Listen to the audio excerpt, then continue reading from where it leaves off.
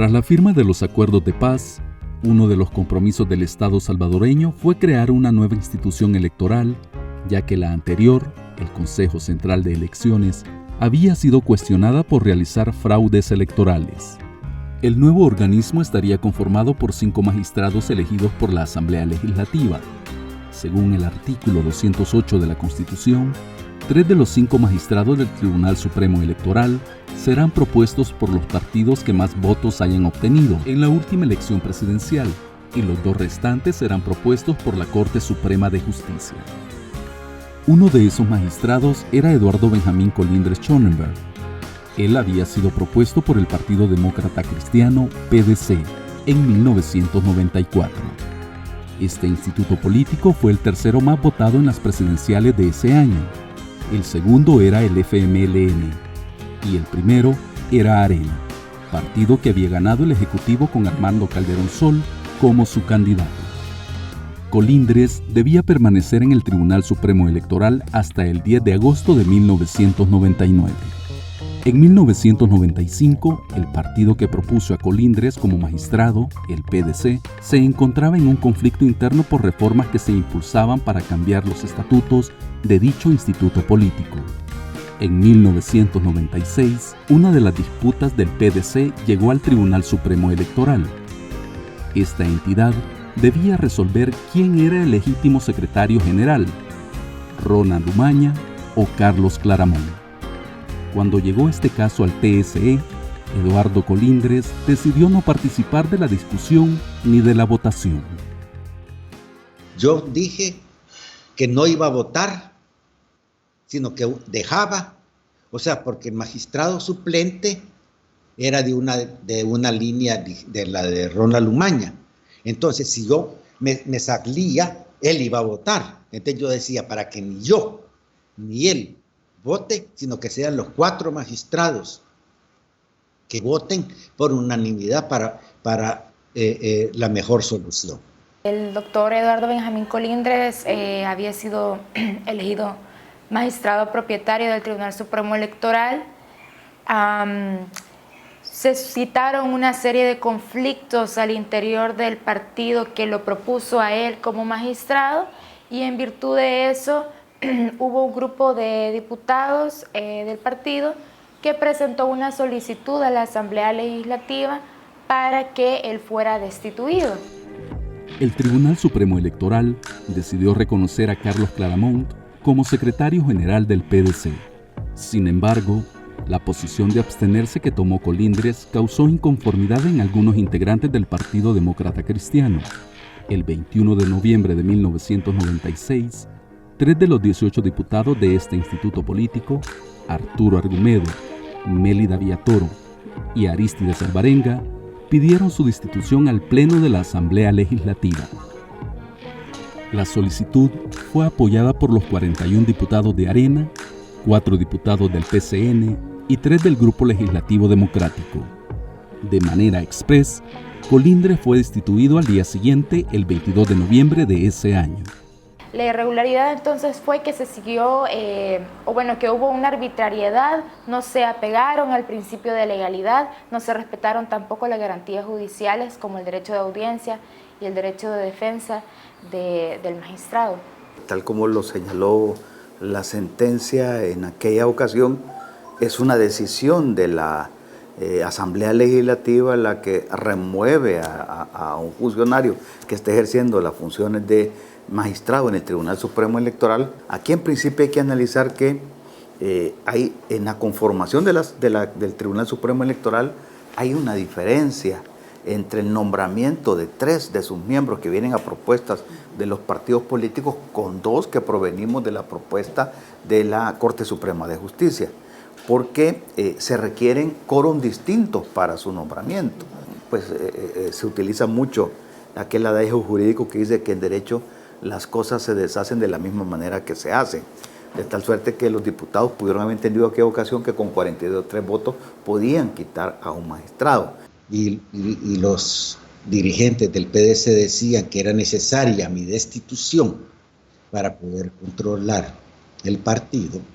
Entonces fue que hicieron que me destituyeran, argumentando que había causado malestar general dentro de la administración pública, pero sin dar ninguna prueba y seguir ningún procedimiento al respecto. El 2 de diciembre de ese año, Colindres presentó un amparo ante la Sala de lo Constitucional. Casi un año después, la Sala ordenó que fuera restituido en el cargo de magistrado. En la resolución se señala que el órgano legislativo no garantizó el derecho de audiencia y que en la legislación no habían motivos expresos de destitución o remoción antes de la finalización del período por el cual se eligen a los magistrados del TSE. Además, la Sala de lo Constitucional ordenó que se le pagaran los sueldos que dejó de percibir y le facultó a Colindres iniciar un proceso civil por los daños y perjuicios ocasionados por su destitución. Sin embargo, inconformes con la decisión de la Sala, los diputados del PDC nuevamente impulsaron una segunda destitución de Colindres. El 23 de marzo de 1998, los legisladores presentaron otra solicitud para cesar del cargo al magistrado, señalando que aún persistían las causas de su destitución. Al día siguiente, el órgano legislativo acordó crear una comisión especial para garantizar en teoría el derecho de audiencia de Colindres, tal cual lo había señalado la Sala tras la primera destitución. Al siguiente mes, el 15 de abril, los legisladores del Partido Demócrata Cristiano ampliaron los señalamientos en contra del magistrado. Entre ellos se encontraban la supuesta falta de instrucción notoria y la falta de moralidad. Todas estas reglas y este procedimiento se lo estaban sacando de la manga. No existía, y como te digo, todavía no existe un procedimiento para destituir a los magistrados del Tribunal Supremo Electoral. Entonces, todo fue bastante improvisado. El doctor Colindres presenta un escrito, pero los argumentos que se establecieron en él no fueron tomados en cuenta por la comisión. Luego, la comisión solicita documentos probatorios al Tribunal Supremo Electoral que el tribunal les remite, pero la Asamblea Legislativa, específicamente esta comisión especial, oculta estos documentos, no son incorporados en el expediente, nosotros mismos lo pudimos constatar. La Sala de lo Constitucional en un primer momento admitió el recurso de amparo, pero como la Asamblea Legislativa los amenazó de investigarlos, inmediatamente por fax mandaron una notificación a la plenaria, a la Asamblea Legislativa, en el cual dijeron, mire, ya desamparamos al magistrado Colindres. Aún salió en los periódicos, desamparan al magistrado Colindres. Entonces, eso indicaba la naturaleza de la Sala de lo Constitucional. Se le vulneró el derecho a no ser condenado sin antes ser vencido y oído en juicio, que está contemplado en el artículo 11 de la Constitución, así como el artículo 2, que prevé la protección de los derechos de toda persona, la protección en la conservación y defensa de sus derechos. Y esto sucedió respecto de las dos destituciones, porque el doctor Eduardo Benjamín Colindres nunca tuvo la oportunidad de defenderse y desde un principio se presumió su culpabilidad. Tampoco se le dio el plazo razonable para poder defenderse, sobre todo en la primera destitución en la que se dio cuenta 8 días después. El 2 de julio de 1998, con 47 votos, la Asamblea Legislativa destituyó nuevamente a Eduardo Colindres. 13 días después, el exmagistrado presentó un recurso de amparo ante la Sala de lo Constitucional en contra de su segunda destitución. Casi 10 meses después, en mayo de 1999, la Sala rechazó el recurso. En la resolución expresó que puede perfectamente interpretarse que al ser la Asamblea Legislativa la autoridad competente para nombrar a los magistrados del TSE, tiene también la competencia para decidir sobre su destitución. El exmagistrado presentó 4 amparos ante la Sala de lo Constitucional, los cuales fueron denegados sin conocer el fondo de lo solicitado. En el último de ellos, se señala que la Sala no es una instancia para revisar el criterio vertido por la Asamblea. Se contactó a 2 de los exdiputados del PDC que promovieron las destituciones de Colindres. A Arístides Alvarenga, quien funge como asesor de este instituto político en la Asamblea Legislativa, dijo a través de la encargada de comunicaciones que no tenía tiempo para atendernos, mientras que Mélida Villatoro no respondió a las llamadas ni a los mensajes por celular que se le dejaron. Eduardo Colindres acudió a la Comisión Interamericana de Derechos Humanos para encontrar justicia a nivel internacional. Me motivó primero de que uno debe defender sus derechos. Si uno no defiende sus derechos, no tiene derecho a hablar. Y dar un ejemplo al país de que no hay que abandonar la lucha, de que por la justicia se debe luchar. Yo decía, yo sigo, porque debe de darse la muestra, no solo en las palabras, sino que en los hechos, que se debe respetar la justicia. Sentar ese precedente en el país y para que mi familia fuera reconocida y se sintiera que se había batallado en la defensa de su honor. A la par de este proceso, Colindres había iniciado la demanda civil por los daños y perjuicios que le ocasionó el Estado salvadoreño por su primera destitución. En enero de 1999, facultado o en virtud de la sentencia que había emitido la Sala de lo Constitucional, el doctor Eduardo Benjamín Colindres promueve este juicio ordinario de indemnización por daños y perjuicios ante la Cámara de lo Civil de la Primera Sección del Centro. Este proceso se toma un par de años, el Estado apela a la decisión. En diciembre de 1999, la Cámara Primera de lo Civil condenó al Estado al pago de 1 millón de colones, unos $114,370 por el daño moral. El representante del Estado apeló a la decisión ante la Sala de lo Civil. Esta instancia falló a favor de Colindres y ordenó que se le pagaran 2 millones de colones, unos $228,740 por daño moral. Esta decisión fue apelada nuevamente por el representante estatal por considerar que el monto fijado era irrazonable. 10 años después de haber iniciado este proceso civil, en 2009, la Corte Suprema de Justicia resolvió a favor del exmagistrado y ordenó el pago de $114,285. Sin embargo, el pago de la indemnización fue retrasado por 5 años. O sea, no daban ningún argumento, sino que simplemente no querían pagar. Ya al final del gobierno de Funes, me dijeron en el caso de Funes, de que Funes había dicho que no se debía de pagar a mí ni a nadie. Entonces ya cuando se iba el gobierno, entonces fue que me pagaron.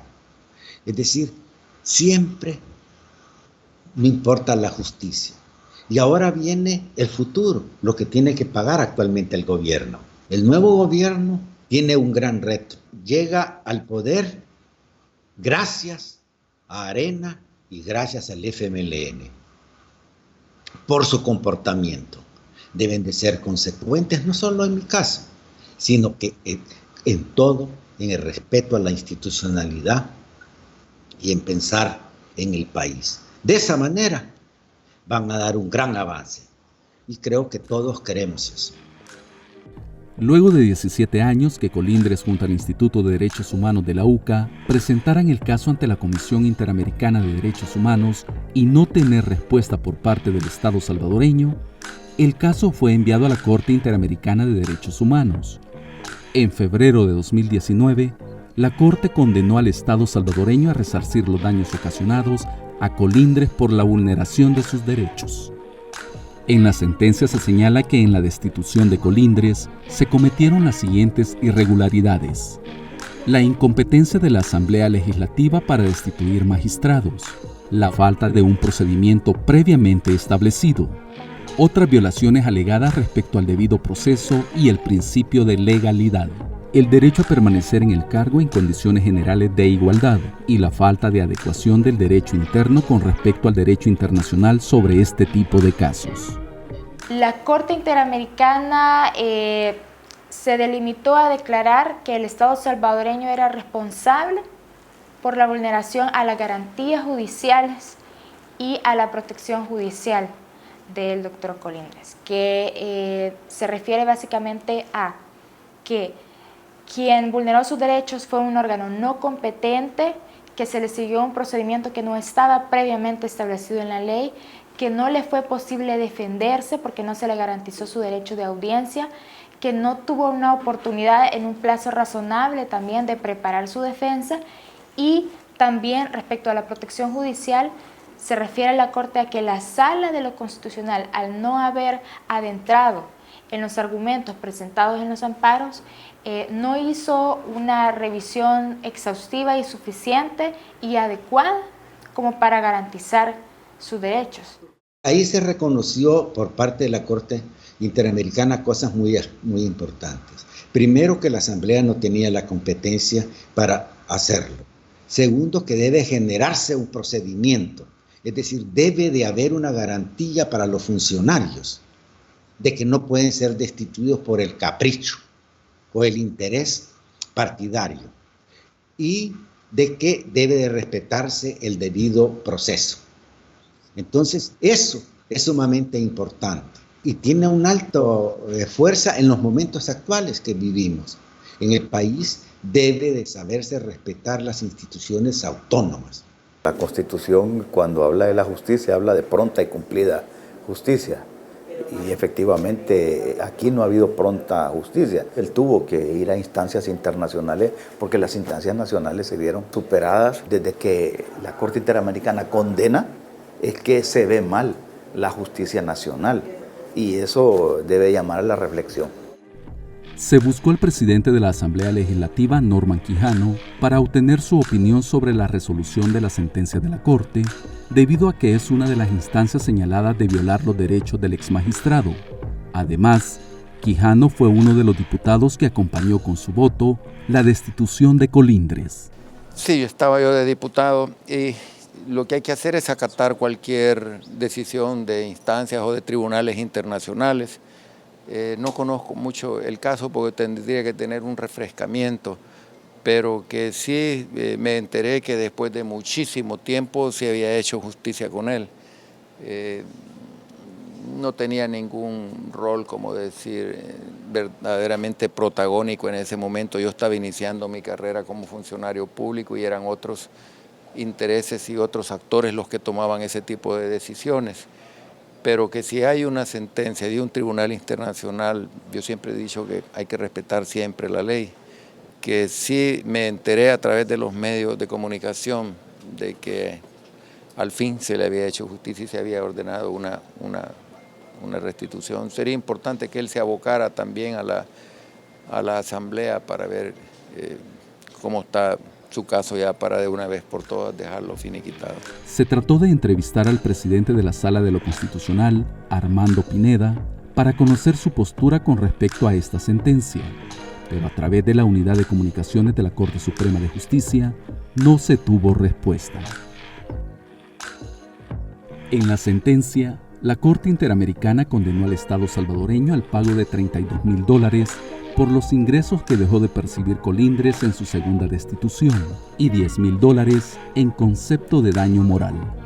El Ministerio de Relaciones Exteriores es la institución que debe encargarse de tramitar y coordinar con el resto de instituciones el cumplimiento de la sentencia de la Corte. Al cierre de este reportaje, Carlos Castaneda aún fungía como canciller. Escuetamente habló sobre el trámite de este caso. Estamos nosotros, ¿verdad?, en este proceso para ver los detalles de los fondos.